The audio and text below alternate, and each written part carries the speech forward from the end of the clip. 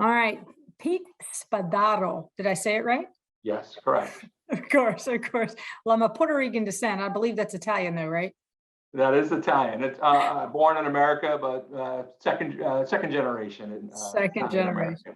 American. Okay. Well, both my parents are Puerto Rican. I'm Gonzalez with two Z's Yes, is my maiden name, but now I'm Mrs. C from Happy Days. So there you I go. love it. That's your, that's all American transition, right? All American, man. So now all the kids, I just say, call me Mrs. C. But man, I'm nervous because when I was a kid and watching her, if you know who she is, that ages you Oh, immediately, right? So Marion Ross, of course. there you go. There you go. Yes. Let me just say thank you for giving me a few minutes to spend with you about leadership and culture and what makes great companies. And it's those two elements, in my opinion. So I was introduced to you, as you know, by one of the national sales executives with my company who kept saying, I cannot wait for you to meet Pete Spadaro. And the way she described you, and then I get a chance to meet you. And I was like, you have so much to give to other leaders and to other companies as you've had an incredibly successful career. So let's start with culture. Yeah. Because you're building a company right now. I am. And in building that company, I know culture is important. How would you right now say you've defined your culture or the culture you'd like to build?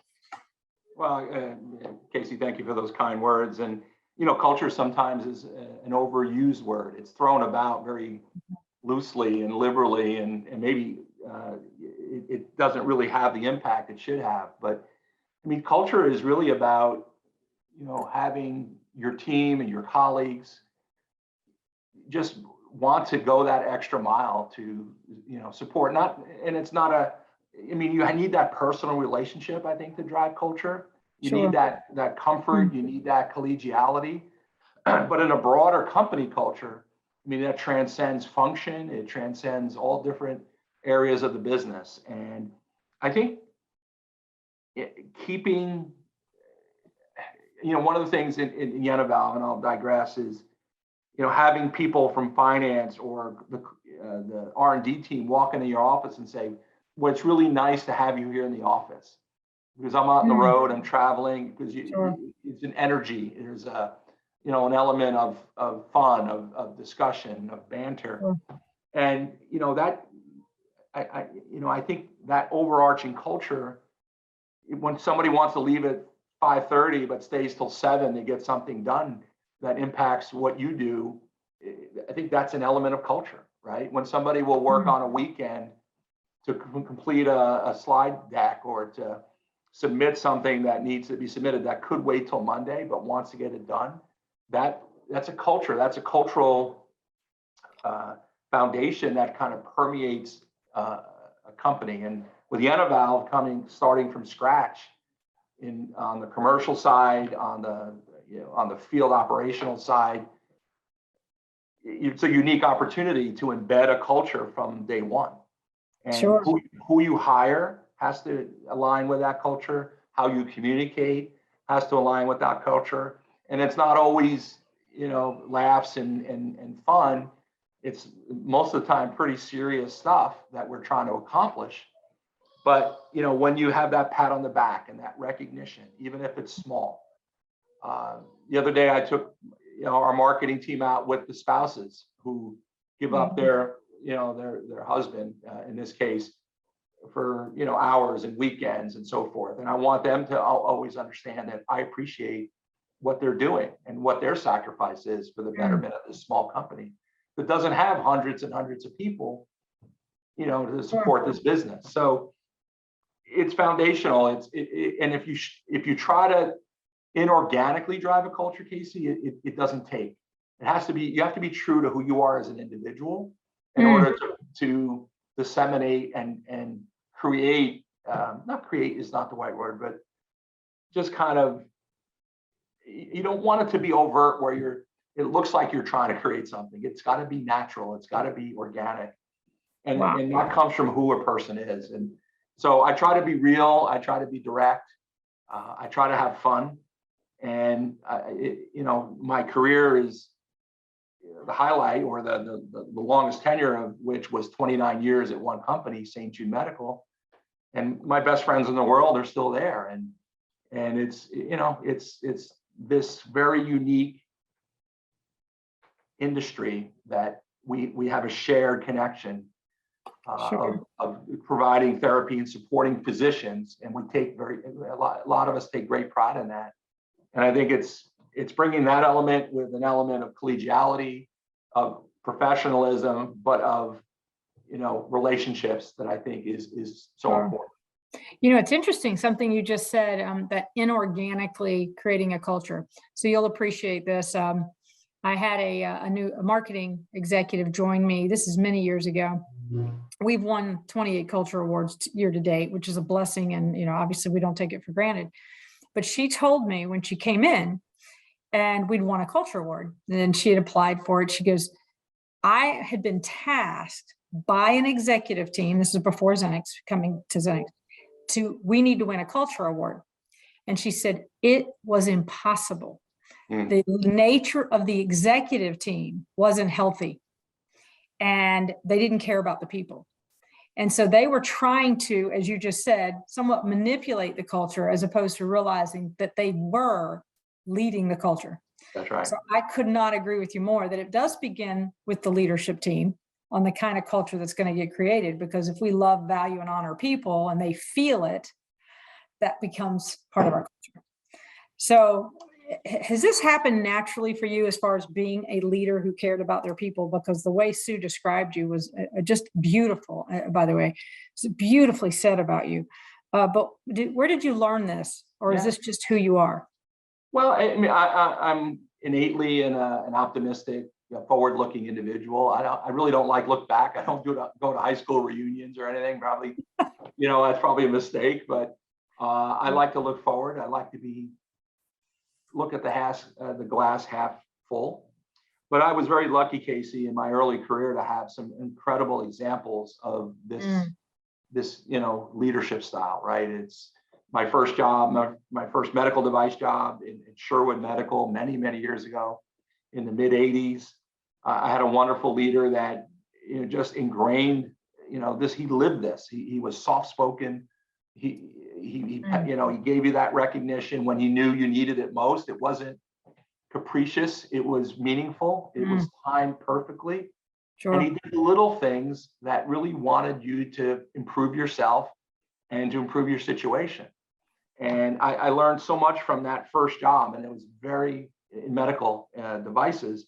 It was such a platform for me to kind of build on and add my own touches and my own style to. Sure. And then following that, as I talked about, my main job at St. Jude Medical, my longest tenured company, in 29 years in medical devices is a couple of lifetimes. It's a long tenure. And I just hit the jackpot with leaders there that continued building on what this gentleman at Sherwood Medical did. And things like I got promoted from director of sales to VP of sales on stage at a national sales meeting. Just things like that. We would do meetings with the spouses away and for a weekend, right? We'd include, it was a family event, and the relationship superseded, or was at least on a par, if not superseded, the work. And that benefited the work immensely. It wasn't forced. It wasn't contrived. It was a real caring for the individual. And then when the individual was struggling, I will tell you, I've managed thousands of reps and clinicals and marketing and other people in my day, and had to terminate a number of them. And I have great relationships with almost all of those people, because they knew that if it got to that there was credibility and trust. Sure. And I think trust is the word in culture discussions that is underutilized. So to trust that somebody above you is thinking in your best interest, thinking in the company's best interest, and doesn't have a hidden agenda to either make themselves look good or make somebody else look good. That trust makes people, even in the worst times where maybe they're not doing well and they need to move on, it makes them accept that even further. So I use words like trust. I use words like relationship. I don't use them lightly. because I think they're the values that I, try to live by in my personal life. And you see the same person here at home that you do in the office. Well, I have to tell you, trust and relationships are huge, and that gets built over time. It's not in a moment. Right. And when I see leaders, and I'd love to get your insight here, like the biggest mistake you think leaders are making today, someone who's quite accomplished as you are, and you've had a great run as far as building that trust and relationship. I don't know if you agree with this, but when there's a crisis, someone's not doing well, and then you come in as a leader who they do not know, and you try to correct everything. They don't understand whether you have their best interest at heart or not. Correct. But when you come in with trust in a relationship, as you said, you could even ask them to leave, but they'll love you because they know that you had set a standard. So I'm curious, what do you think the biggest mistakes a lot of leaders make in the market today? I think there are a couple of ways to look at that. I think there are a number of leaders that are well-intended and have good intentions at heart, but don't know. I think it's communication. I think it's just having that touch and feel. So much can be misconstrued, Casey, by an offhanded comment, right? People take these comments either in writing or verbally. Right. They take it to heart, right? And imagine an offhanded comment or something that was not purpose. I think there's too many throwaway words. There's too much noise versus really making what you say meaningful and having things that you say and communicate, especially in writing, have purpose and to look at it. I think we rush. I think we're in such an immediate gratification business environment. In a small company, we're stretched really thin, right? We don't have tons of people here. Sure. So I am very purposeful to take a beat and to make sure I know what I'm communicating. And I think leaders trying to show their position or authority, power, whatever you want to call it, their knowledge, right? Yeah. I think over communicating and miscommunicating is one. And I think it's overestimating what they know versus what somebody that might be a subject matter expert or somebody that's doing their job every day knows, right? So, and the third one is kind of a cliche, but it's just not listening. I like to go into conference calls and meetings and just sit there and listen. And I think there's also over inclusion of people of leadership in day-to-day functions. I think we talk about trust, and showing trust is allowing accomplished people to do what they do, right, without looking over their shoulder. So I think communication, I think being purposeful in what you say and how you communicate. I think overestimating a leader's value. Maybe and sometimes you have to jump in. You just have to weigh in, and you have to kind of take over. But you have to use that very sparingly, because that goes to the whole culture of trust. Sure. Well, I have probably learned as much from good leaders as I have learned from bad leaders. Have you ever encountered a bad leader or had to report to one that wasn't necessarily the best? Yes, several times. And, bad is an arbitrary word. Bad, some are malicious, some are mean and mean-spirited. Some just are empty suits that don't know what they're doing and are in over their heads. So I look at bad subjectively, but I do recall one specific leader that just would not open his thinking to different ideas, that were just so set in their ways and had such a parochial mindset of how things should be done that it just crushed the spirit of the organization. Man, I got to tell you, talk about crushing the spirit.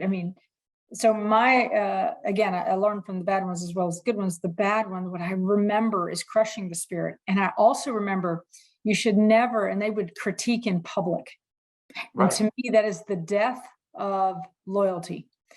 Who would want to be around you if you critique them in front of their peers? So it's always about praise in public, critique in private, and allow people to be seen in a different manner. in a positive manner so that they know that they're in a safe space. But I mean, I've been in boardrooms where the president just annihilates everybody in the room.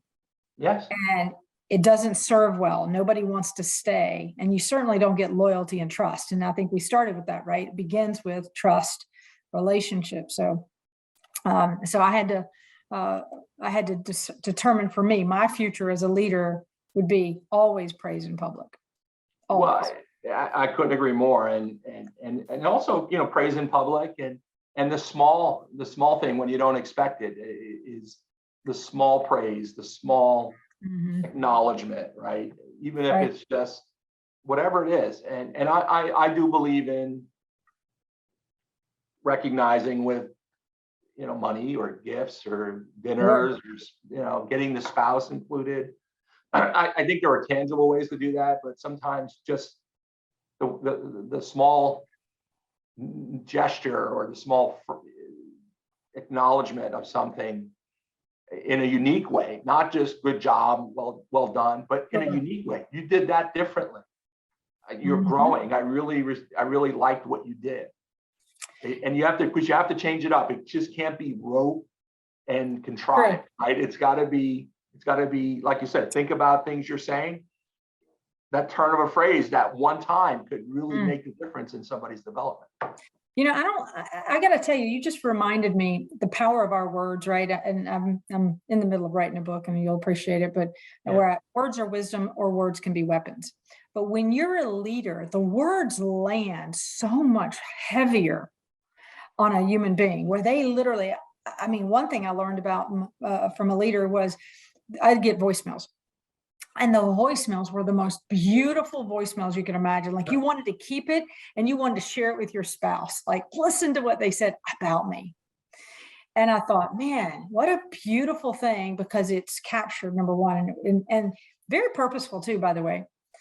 And so, but I think something you just said that resonates with me is because I'm about personalized compliments and personalized gifting. I believe, you know, I'm a huge fly fisherman, right? Sending me something from fly fishing to say, hey, you did a great job, and et cetera, says you really care.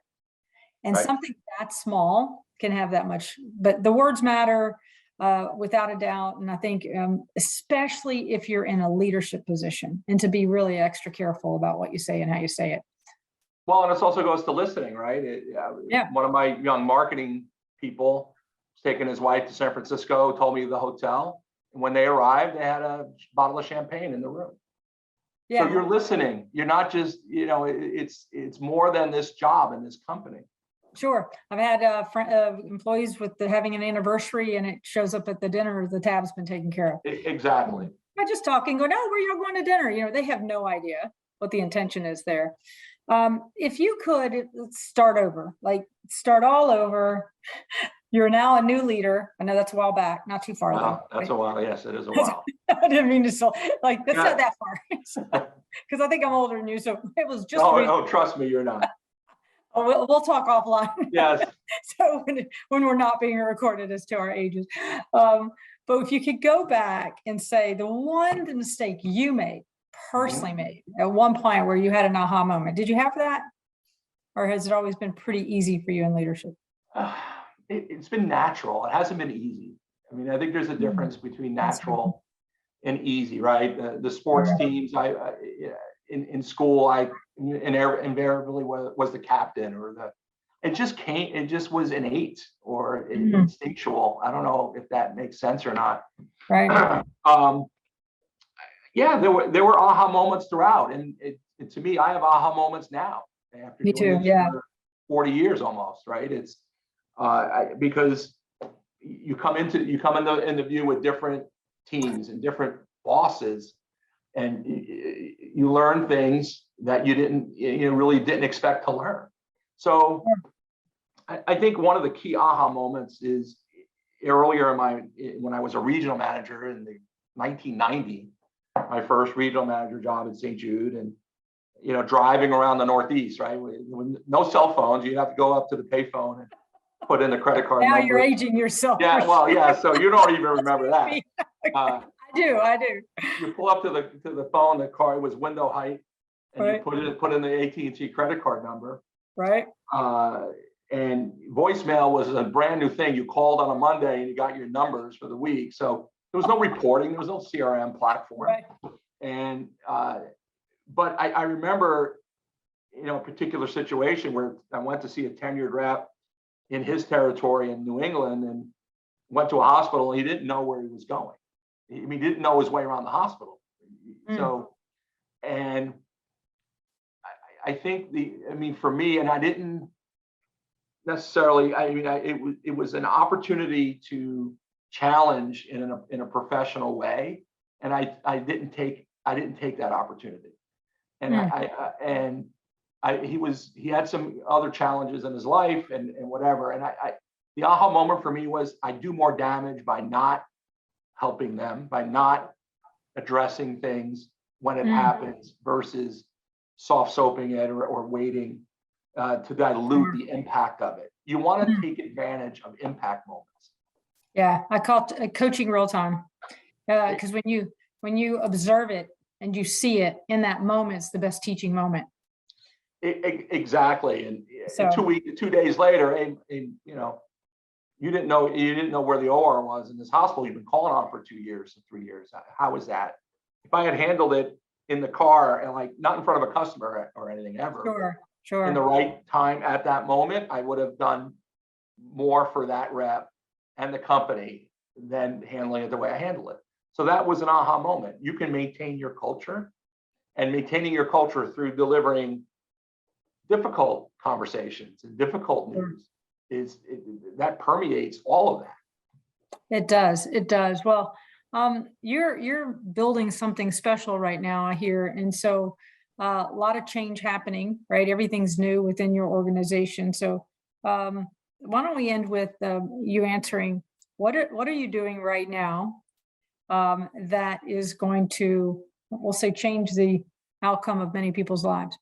Well, I am in a very fortunate position at this stage of my career to be leading the effort to launch a device and a therapy that doesn't exist today for a disease state called aortic regurgitation, which is only treatable right now by open heart surgery. And open heart surgery is very good and very successful at it, but our first indication will be in high-risk patients who have no option.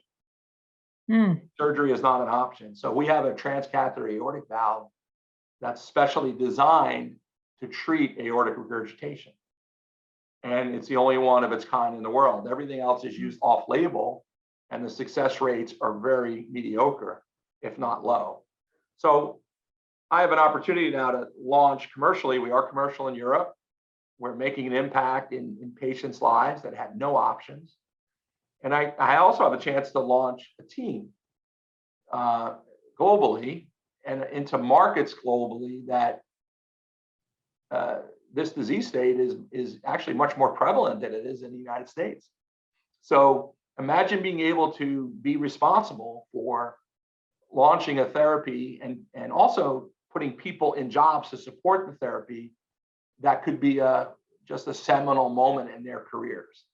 So the patient impact, the people impact from a company perspective, right? There aren't that many opportunities within a small company you have a chance to launch something this good and this powerful into an underserved disease state.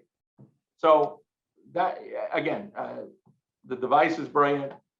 My collective leadership team that I work with is outstanding. The board is very supportive. And now we have to execute and make sure that we don't miss the opportunity. I have physicians calling me from different countries that say, when can I have this device? And I can't provide it because we're building up our capabilities. Oh my goodness.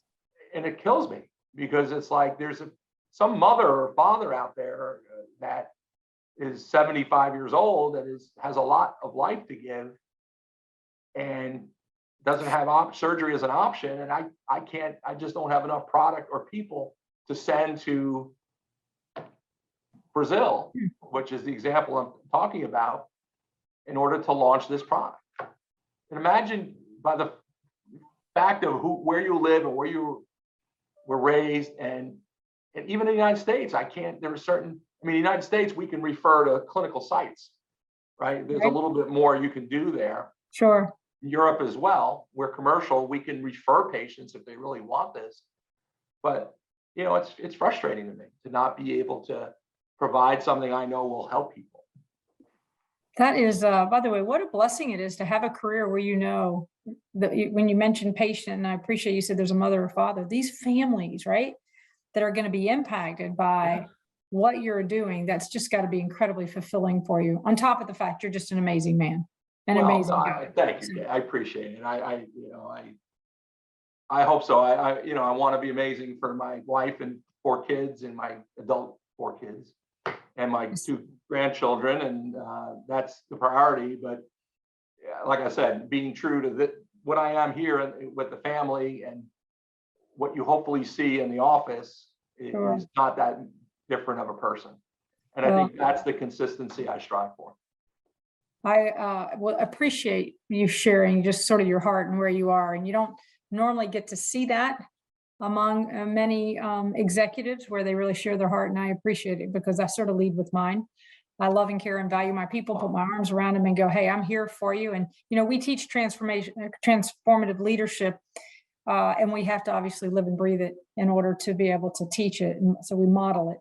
But it is certainly apparent to me that you are a transformative leader and blessed to have this little bit of time with you. And I just want you to know from my viewpoint, the legacy you're leaving is pretty special. Well, I thank you for those beautiful words. And I did know you were this type of leader when you first jumped on the Zoom with us 2 weeks ago. My son is actually in the industry, and I'm helping him and mentoring young people who want to get into the industry is another passion of mine. I probably have 20 or 30 people that I knew or through network who want to get into medical devices, and I've helped them regularly. And that's been a big part of it because I do believe in the industry and the space. And that's another very satisfying thing for me is having these 25, 30, 35-year-olds who I've been able to help and mentor have successful careers in the space. Because I started, I won't tell you what year it was in the industry, but let's just say, I think Ronald Reagan was president. So it's okay. Well, we might be close in age. We're going to talk about it in just a minute. So trust me. That's wonderful to have your son sort of follow in your footsteps. Yes. And actually join you. Well, he's not in my company. He's kind of creating his own track in the heart failure space. So, but he's been in the business 7 years. He's only 30 years old. Oh, had his first child recently. So, but I see a lot of me in him, and and it's harder when it's your own kid to counsel and coach, right? And so, but no, it's been a rewarding career. I appreciate your kind words, and I know from Sue and just talking to you that you and I have a similar mindset. Excellent. Well, we might be kindred spirits in the leadership realm for sure. So hopefully we can meet in person soon. Yes. But thank you for just the few minutes with you. My pleasure, Casey. I enjoyed it. What a blessing. Take care of yourself. You too now. Be well. Thank you. Bye.